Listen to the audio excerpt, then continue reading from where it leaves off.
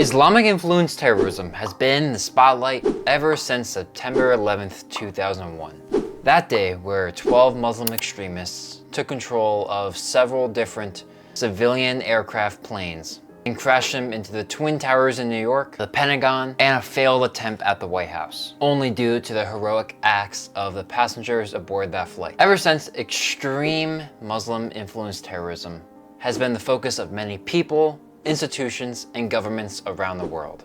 After September 11th, a distrust in American Muslims started to breed with constant news showing terror groups like ISIS, Al-Qaeda, Boko Haram, Hamas, and many more. And because of this coverage, many people started to associate the religion of Islam with these terrorists. The FBI released a document that there was a 16 times increase in anti-Muslim hate crimes in 2001 compared to the previous year. And independent research has found significant favorability declines in American Muslims after 2001. But it's not just back then. A poll conducted from 2022 to 2024 found that among all groups, Muslim Americans were the least likely to be thought of as strengthening society, polling at just 28% of pollsters agree. 32% of respondents would not vote for a candidate that they agreed with on most issues if they were Muslim, higher than Mormon, Hindu, any kind of Christian, Jewish, and tied with atheists. This might seem like Islamophobia, and maybe it is, but a question here needs to be asked. Are there any merits to the claim that Muslims are terrorists? I'm your host Dylan, and today I'm looking into a question that many Americans believe is true, but just don't say out loud. Today, I don't want to contribute to any Islamophobia. There are a relatively small amount of civilian Muslims that support the acts of these extreme groups, and an even smaller percent of those that actually commit terrorist acts. But first, I'll look at if there's any truth to the claim. Then I'll look at any social reasons why that answer is, and then controversially, I'll look at any religious explanations for the answer. For that last part, I'll make sure to show any scholarly work that I have, because this is a religion who gives meaning to around 2 billion people in the world.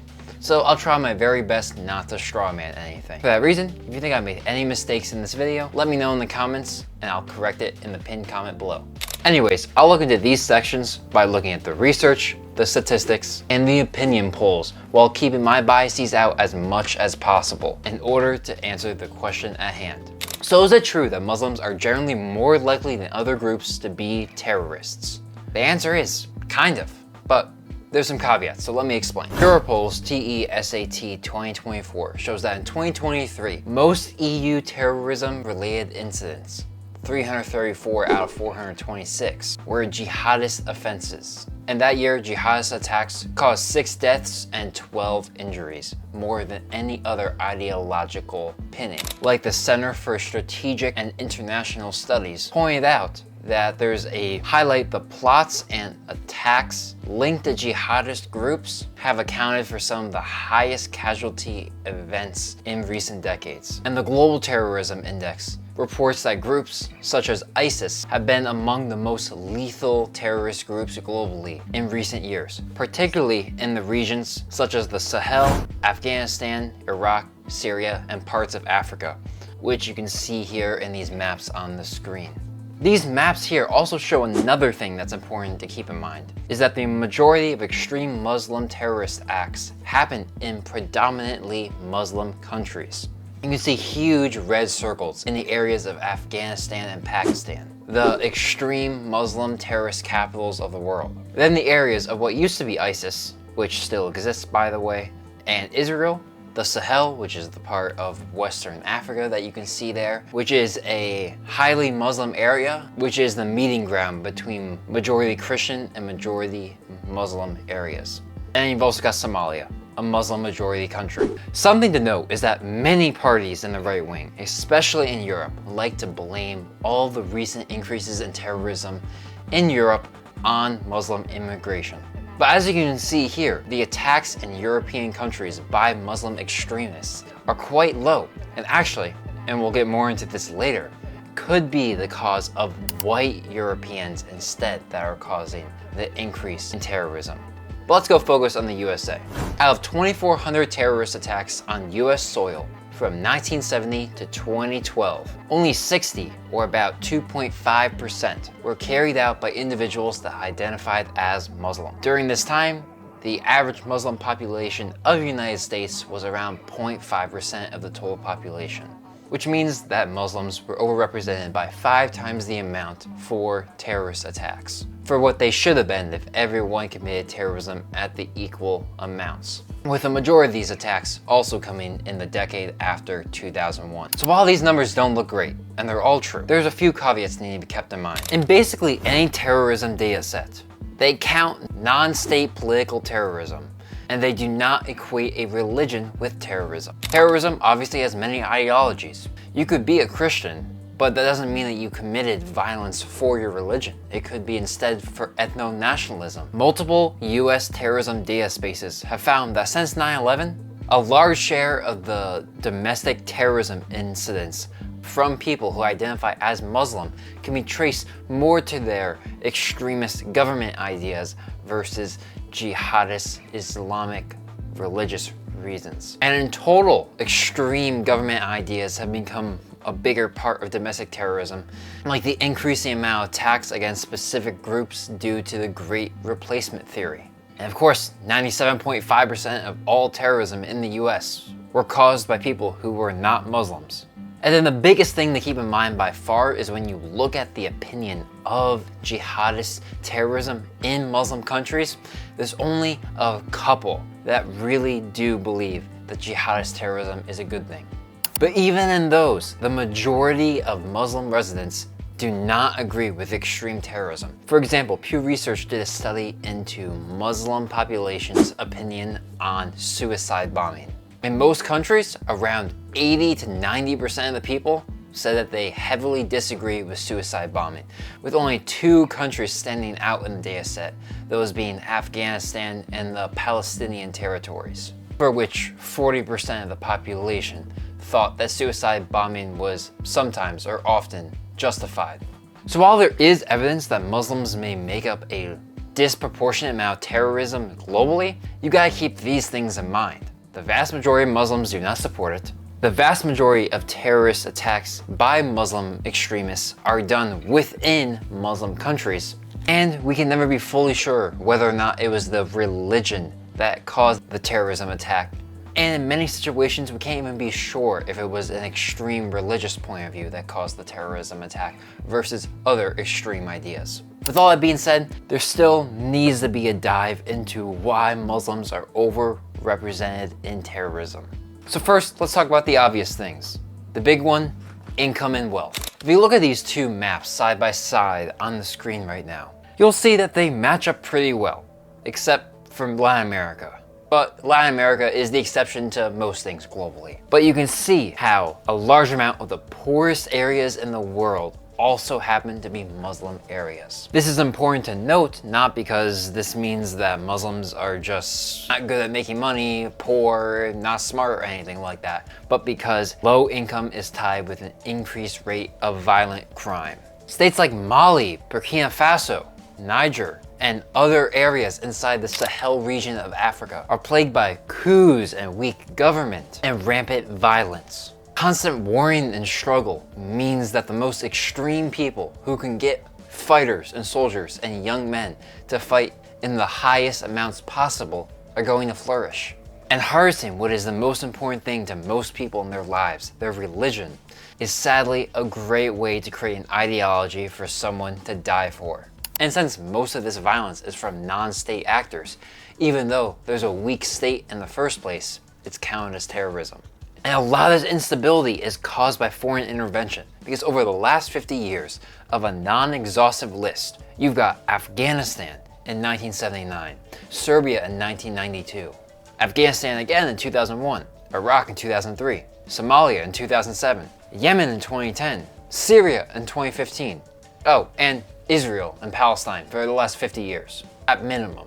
And this is just a small list of all the ones the US has been involved in. If you look at European colonialism in this area, even over the last 50 years, it's jaw-dropping. Oh, and one just came into my head. I also forgot about Iran, where they literally just overthrew the elected government. All these foreign interventions destabilize these countries, leading to weaker institutions or weaker states that allow extremist groups to have more power. That's not to say that some of these interventions weren't worthwhile or good. Maybe they were. But interventions are going to lead to instability unless the invading power is willing to sink a lot of time and money. And for instance, in 1979, the weapons and money that the US gave to the guerrilla fighters in Afghanistan used those same weapons against the United States just 22 years later. And then to make a switch over to current day European affairs, there has been a lack of integration, where these societies have created a radicalization for young Muslim men in these countries as they don't see any hope in their new homeland.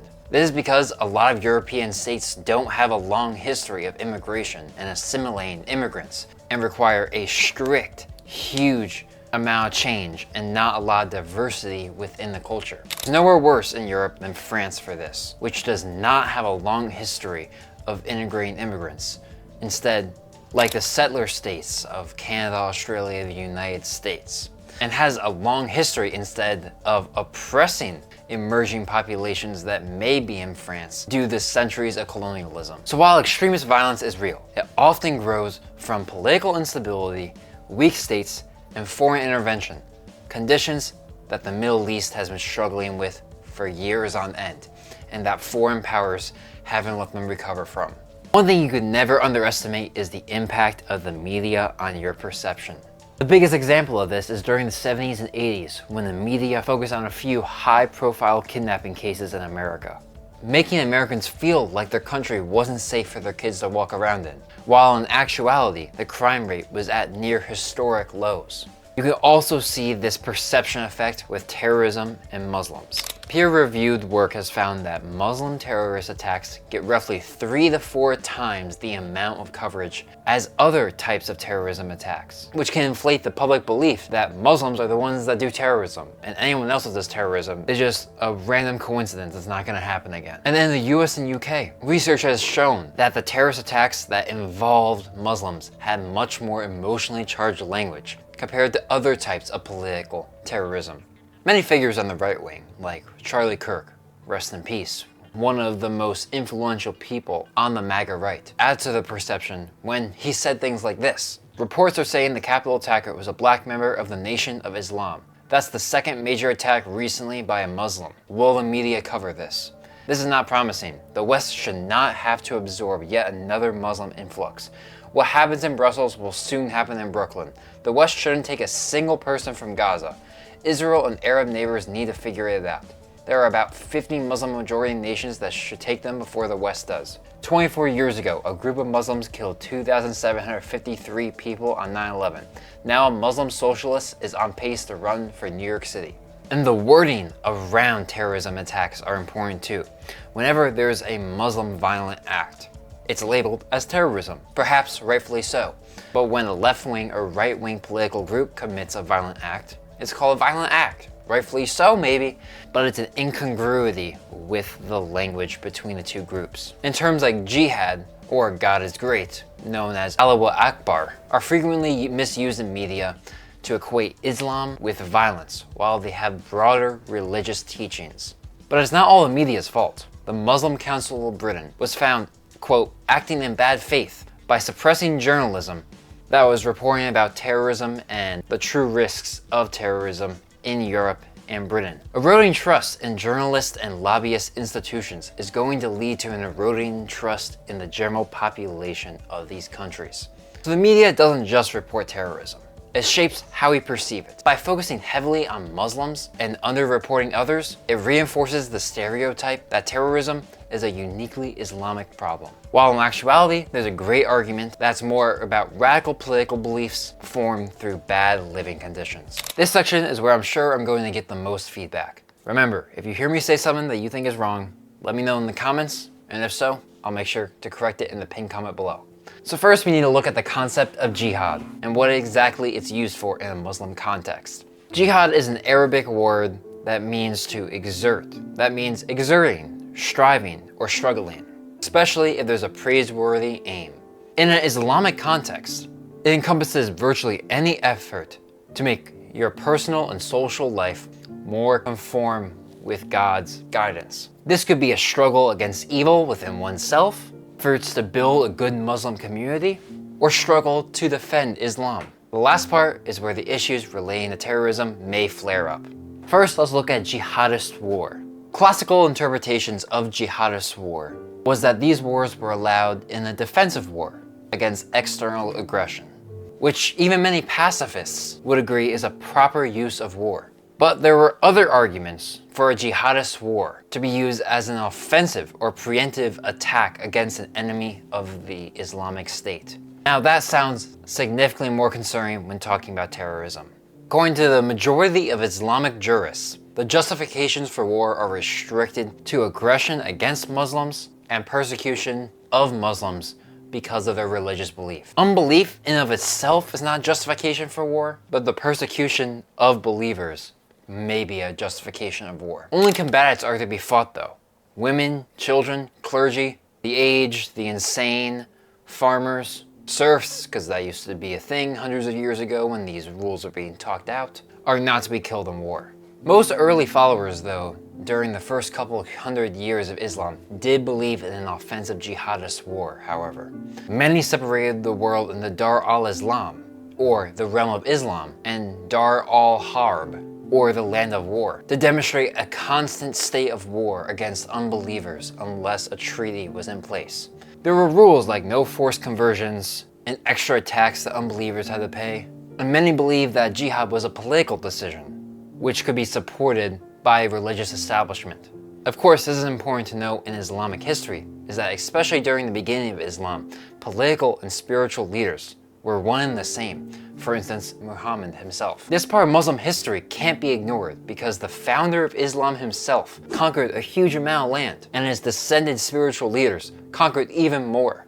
Modern interpretations tend to be more focused on the defense of Muslim in and out of Muslim countries, focusing how there isn't a single leader that can claim to be the leader of Islam like there was in the past, as there is no more caliph. However, this isn't universal, with many more traditional Muslims harkening back to the more aggressive, conquest-driven times of Muslim history. So while offensive jihadist wars were very common in early Muslim history and have a lot of support in classical jurist Islamic thought, there's an increasing focus on the defensive part of jihads versus the offensive part. So most Muslims are not terrorists, and most actively dislike the idea of terrorism for the religion's name. But from the data and research, we can see that Muslims, especially since 9/11, have made up a disproportionate amount of terrorist attacks. Whether this is due to their religion, which does have a history in offensive religious wars, or different radical political ideas, and the effects of poverty, instability,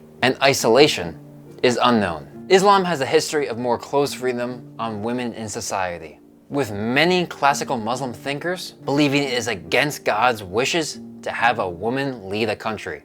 And you know what?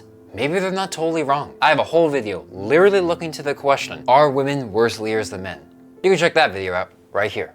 And don't forget to not stereotype, don't equate Zohran Mamdani to 9/11 terrorist attackers, and think controversy. I'll catch you over in this video right here.